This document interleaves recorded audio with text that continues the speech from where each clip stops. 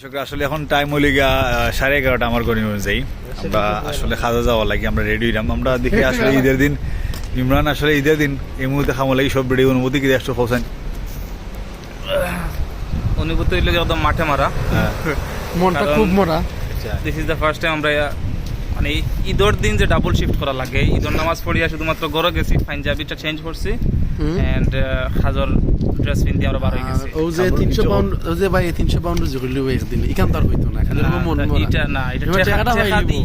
You can't by যদি পারতো সাই ভাই খামনা হলো হইতো কিন্তু কইছে না বস আমার ডাবল লাগবো কারণ 300 পাউন্ড একদিনে ভাই আচ্ছা এখানে হয় না লন্ডনে শোন ভাই ঈদের অনুমতি কি খোঁজা ঈদের দিন খামো দিই কিরকম লাগে? আলহামদুলিল্লাহ আল্লাহর অশেষ মেহরবানি আজকে ঈদের নামাজটা পড়তাম পারছি জামাতের সহিত আর সব থেকে বড় কথা আল্লাহ সুস্থ রাখছেন। ঠিক আছে ভাই ঈদ মুবারক। আজ সেলিম ভাই আমরা ঈদের দিন আসলে খাওয়া দাওয়া লাগে রেডি অনুভূতিটা একটু শেয়ার করো ভাই কিরকম লাগে? আসসালামু আলাইকুম এভরিওয়ান, ঈদ মুবারক। আসলে আমরার অনুভূতিটা আর কিতা, আমরা তো ইংল্যান্ড আইছে সবে বুঝে যে আমরা কত বালা কান্ট্রিতে আইছি আর আমার চাচা আজকে 500 রুজি করবা ডাবল 500 বুঝছেন কি পয়সা না আর আমরা রইল গিয়া ও নামাজ পড়িয়া আমরা খামো উদ্দেশ্যে রওনা হইছি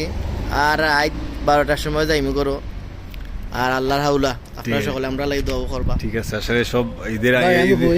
খামজা আর আছে সব খামো যাও টাকা রুজি করো টাকা হইলে ঈদ আছে ভাই সব কিছু আছে 300 টাকা দরকার টাকা আছে অনুভূতি একটু পয়সা দরকার ভাই তোমার অনুভূতি আমার অনুভূতির কাছে খাওয়া করতে খুব বেশি ভালো ভাই ঈদের একটা আনন্দ খাওয়া করতে ওকে গাড়ি আইছে ভাই